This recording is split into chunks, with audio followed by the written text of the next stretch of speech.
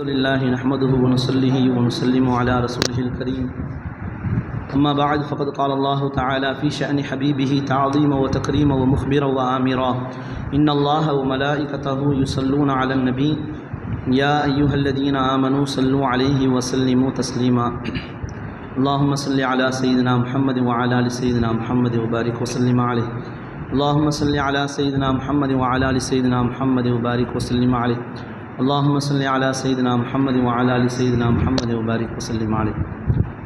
وأيضا قال في مكان آخر ادعوا إلى سبيل ربك بالحكمة والموعظة الحسنة وجادلهم بالتي هي أحسن. صدق الله المولى العظيم. وقال نبينا رسول الله صلى الله عليه وسلم إن من البيان لسحرا أو كما قال عليه الصلاة والتسليم. அன்பார்ந்தவர்களே, அல்லாஹ்வின் மகத்தான பேரருள் நம்மை முஃமினாக முஸ்லிமாக மட்டும் பிறக்கச் செய்யாமல் கண்மணி நாயகம் ரசூலுல்லாஹி ஸல்லல்லாஹு அலைஹி வஸல்லம் அன்னவர்களின் உயர்ந்த உம்மத்திலே ஒரு நபராக ஆக்கி அருளியுள்ளான். அல்ஹம்துலில்லாஹ் அல்ஹம்துலில்லாஹி ஹம்தன் கஸீரன் தய்யிபன் முபாரகன் ஃபீஹி. ஒரு சிறப்பான அவையிலே இந்த வருடத்தினுடைய முதல் மன்ற துவக்க விழாவிலே பேசக்கூடிய வாய்ப்பை அல்லாஹ் தந்திருக்கிறான். அல்ஹம்துலில்லாஹ். மனிதனினுடைய தனிச்சிறப்புகளில் ஒன்று பேச்சாற்றல் என்பது நாம் அறிந்ததே. மந்திக்கிலே சொல்வார்கள், அல் இன்சான் என்பதற்கே தாரீஃப் என்ன? அல் ஹயவானு நாத்திக். இன்சானை மற்ற ஹயவானோடு பிரித்து காட்டக்கூடிய சிறப்பம்சமாக இருக்கக்கூடிய ஒன்றாக மந்திக்கிலே சொல்லப்படக்கூடிய ஒரு தாரீஃப் அல் ஹயவானு நாத்திக். ஆனால் அது அல்லாமல் லாஹிக், சிரிக்கக்கூடியவன் மனிதனினுடைய தன்மையாக இருக்கிறது. மற்ற உயிரினங்கள் சிரிக்காது அப்படின்லாம் நம்ம சொல்லுவாங்க. ஆனால் மற்ற அனைத்தையும் விட இன்சானை மற்றவைகளை விட பிரித்து காட்டக்கூடிய ஒரு மிக முக்கிய தாரீஃபாக அவர்கள் கொடுக்கப்படுவது என்னது? அல் ஹயவான் நாத்திக், பேசக்கூடியவன் என்பதுதான். பேச்சாற்றல் என்பது ஒவ்வொரு மனிதனுக்கும் அல்லாஹ் கொடுத்த மிகப்பெரிய வரப்பிரசாதம் என்று தான் சொல்ல வேண்டும். ஆனால் அதை எந்த அளவிற்கு நாம் அதை நம்மிலே கண்டுகொண்டு அதை வளர்த்து எடுத்து மக்களுக்கு கொண்டு போய் சேர்ப்பது என்பது அல்லாஹ் நமக்கு அந்த முயற்சியை வழங்க வேண்டும். குறிப்பாக இங்கு இருக்கக்கூடிய மாணவர்கள் அனைவரும் ஒரு மிகப்பெரிய பேச்சாளர்களாக மாறுவதற்குண்டான வாய்ப்பை அல்லாஹ் கொடுக்க வேண்டும். எனக்கு முன்னாடி நிறைய நபர்கள் சொன்னார்கள், இப்போ இந்த இருக்கக்கூடிய காலகட்டத்தில் சமூகம் எப்படி பார்க்குகிறது, ஒரு ஆலிமோ சமூகம் எப்படி பார்க்குகிறது என்பதை நாம் புரியணும். இந்த காலத்தோடு ஒப்பிட்டு பயானை அமைத்துக் கொள்கிறார்களா, அப்படிப்பட்ட பயானை பேசுகிறார்களா என்பதைத்தான் சமூகம் கவனிக்கிறது. நிறைய புது புது விஷயங்களை சொல்வார்களா, இல்லை பழைய கதையை தான் ஓட்டுறாங்களா அப்படிங்கிற மாதிரி தான் பார்க்குறாங்க. இப்போ புது புது விஷயங்கள்லாம் எப்படி தெரியணும், புது புது விஷயங்களை எப்படி பேச்சாளர்கள் பெற்றுக்கொள்கிறார்கள், அதை முதல்ல நம்ம அறியணும். ஹஸரத், எனக்கு முந்தைய பேசிய அந்த ஹஸரத் அவர்கள் சொன்னார்கள், உருது கற்றுக்கொள்ளுங்கள். உருதுவில் இல்லாத விஷயங்களே இல்லை. அவ்வளவு கித்தாப், எந்த ஒரு கித்தாபிற்கு ஷரகு நீங்கள் தேடினாலும் உருதுவில் இல்லாமல் இருக்காது. எல்லா கித்தாபுக்கும் ஷரகை உருதுவில் வைத்திருக்கிறார்கள், உருதுவில் எழுதியிருக்கிறார்கள். அந்த உருது கித்தாபினுடைய முத்தாலா அவர்களுக்கு பல பாயிண்ட்ஸ்களை, பல புதிய புதிய விஷயங்களை எல்லாம் சொல்கிறது. எத்தனையோ விஷயங்கள் கொட்டி கிடக்கிறது. நாம் ஆய்வு செய்ய வேண்டும். ஆய்வு ரீதியாக நாம் ஒரு விஷயத்தை அணுக வேண்டும். சமீபத்திலே படித்த ஒரு செய்தி, காஃப் அப்படின்னு சொல்லப்படக்கூடிய அந்த சூறாவிலே இந்த காஃப்ங்கிற வார்த்தைக்கு என்ன எழுதுகிறார்கள் என்றால், காஃப்ங்கிற ஒரு மலை இருக்கிறதாம். காஃப் அப்படிங்கிற ஒரு மலை இருக்குகிறது.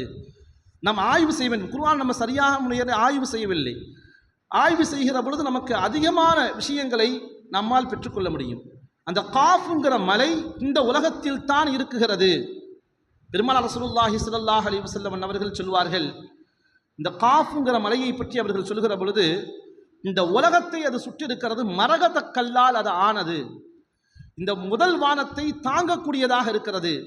துல்கர்னே அலைஹிஸ்ஸலாம் அவர்கள் இந்த உலகத்தை சுற்றி வந்த பொழுது அவர்கள் அந்த காஃப் மலையை அடைந்தார்கள். அந்த காஃப் மலையிட்ட போய் கேட்கிறாங்க, காஃப் மலையே அல்லாஹ்வின் பெருமையை பற்றி சொல் என்று சொல்கிறார்கள். குர்துபி ரஹ்மத்துல்லாஹி அலைஹி அவர்கள் தன்னுடைய கிரந்தத்திலே பதிவு செய்திருக்கிறார்கள். அப்ப அந்த மலை சொல்கிறது, அல்லாஹ்வினுடைய பெருமையை சொல்கிறது, அல்லாஹ்வினுடைய அந்தஸ்து உயர்வானது. ஜிப்ரீல் அலைஹிஸ்ஸலாம் அல்லாஹ்வின் முன் நின்றாலே அவர்கள் நடுங்குவார்கள். அவர்களினுடைய ஒவ்வொரு நடுக்கத்திலும் அல்லாஹ் பல்லாயிரக்கணக்கான மலக்குகளை படைக்குகிறான்.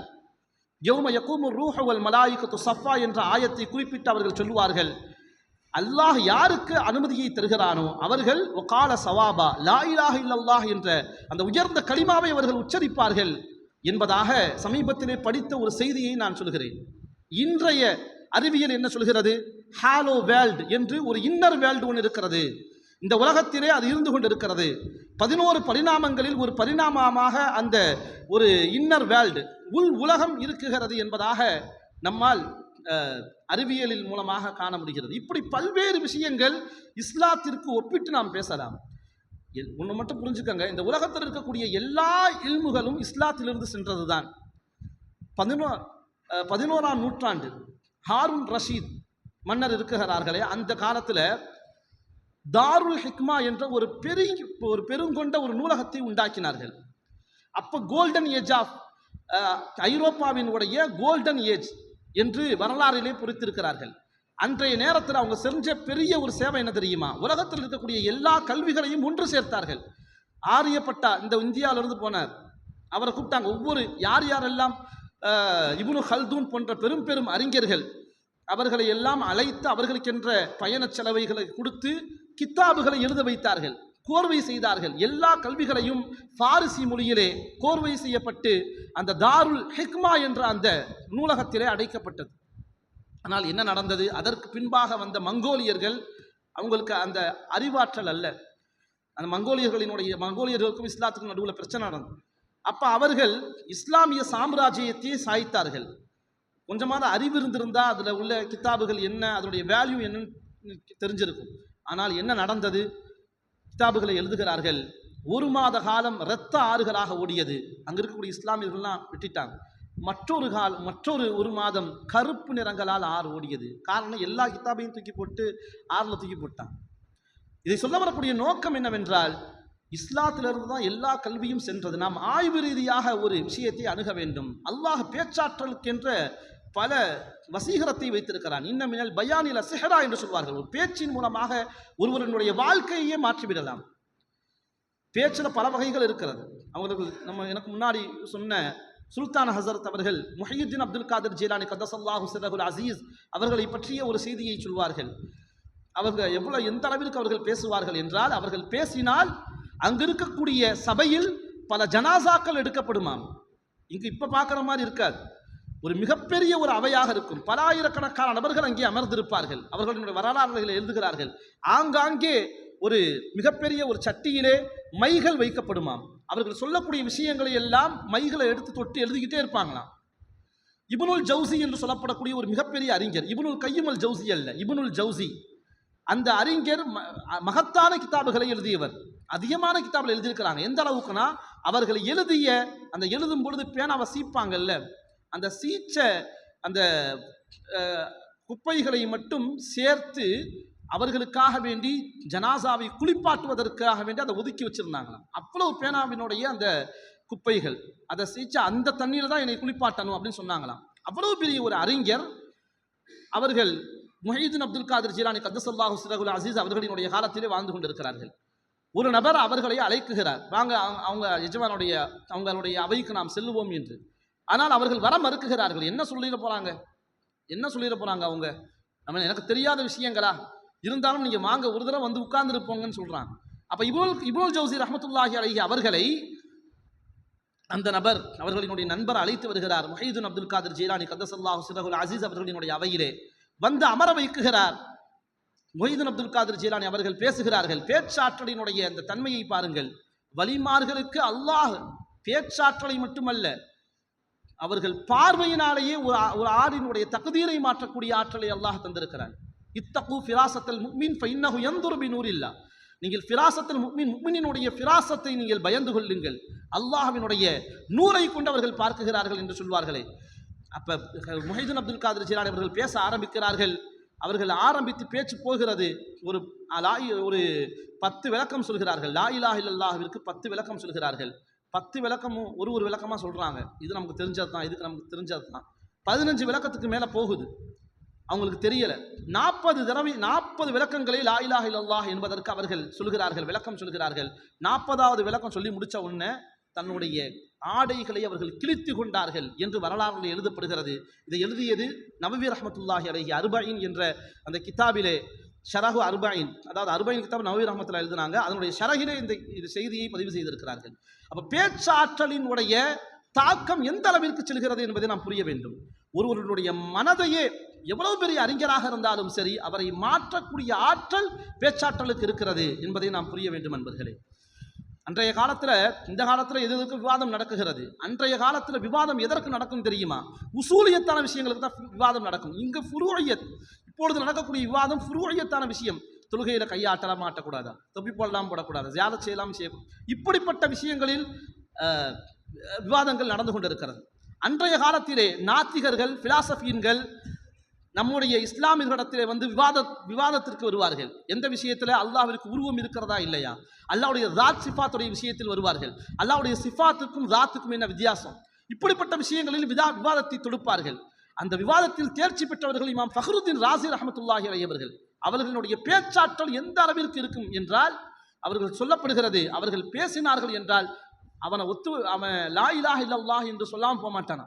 எதிராளி ஃபஹ்ருத்தீன் ராஸி ரஹ்மத்துல்லாஹி அலைஹி அவர்களிடத்திலே வந்து பேசினால் அவனை களிமா சொல்லிவிட்டு தான் அவர்கள் வீட்டுக்கு அனுப்புவாங்க அப்படின்னு சொல்லி அவர்களிடத்தில் எழுதப்படுகிறது என்று சொன்னால், இப்போ எந்த அளவிற்கு பேச்சாற்றலினுடைய மகத்துவம் உயர்ந்திருக்கிறது என்பதை நாம் புரிய வேண்டும். எனவே நாம் நம்ம ஒவ்வொரு மன்றத்தையும் ஒரு பொன் மன்றமாக நாம் பயன்படுத்தி கொள்ள வேண்டும். ஒவ்வொரு வாய்ப்பும் சாதாரண வாய்ப்பு அல்ல.